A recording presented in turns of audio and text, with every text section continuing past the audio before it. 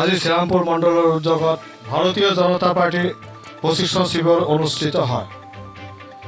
ভাৰতীয় জনতা party Covid মহামাৰীক লৈ এক বিশেষ পদক্ষেপ।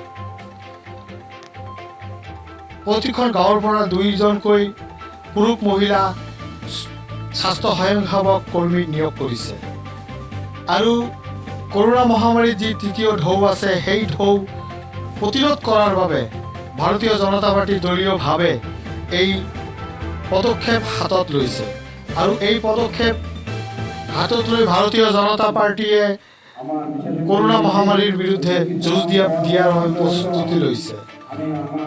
তেনে ক্ষেত্ৰত আজি ভাৰতীয় জনতা পাৰ্টি শ্ৰীৰামপুৰ মণ্ডলৰ উদ্যোগত হাতীতৰা চাটান দুৰ্গা মন্দিৰ কমিউনিটি হলত এক বিশেষ কাৰ্যক্ৰম অনুষ্ঠিত হয়,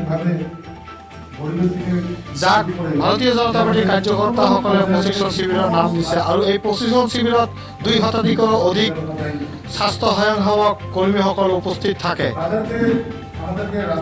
লগতে আগন্তুক বিধানসভা নিৰ্বাচনলৈও শ্ৰীৰামপুৰ মণ্ডলৰ কেইবাগৰাকী কাৰ্যকৰ্তাই সিহঁতৰ বক্তব্য আৰু মন্তব্য প্ৰদান কৰে।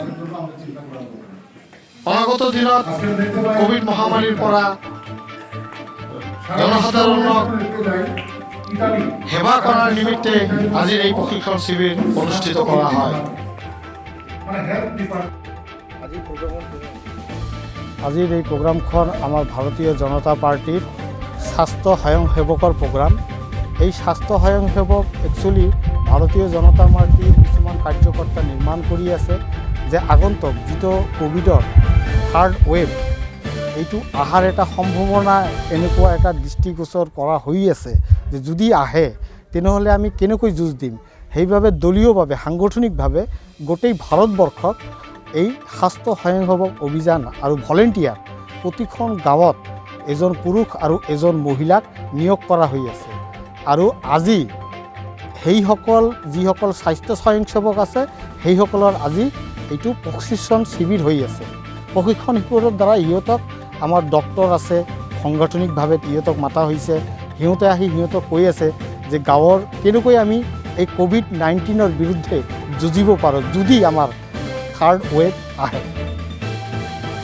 চাওক, নিৰ্বাচনটো আহিবই, এতিয়া কথা হ'ল আমাৰ প্ৰথম দায়িত্ব হ'ল সংগঠনে আমাক দায়িত্ব দিছে ৰাইজৰ সেৱা কৰা আৰু আমাৰ সংগঠনৰ জৰিয়তে ৰাইজক আমি যাতে কোভিডত আক্ৰান্ত হ'ব নিদিওঁ তেনেকুৱা ধৰণৰ ব্যৱস্থা গ্ৰহণ কৰিছে আৰু যিটো আমাৰ উপনিৰ্বাচনৰ সিদ্ধান্ত এইটো আমাৰ ৰাজ্যিক সমিতিয়ে নিৰ্ণয় ল'ব।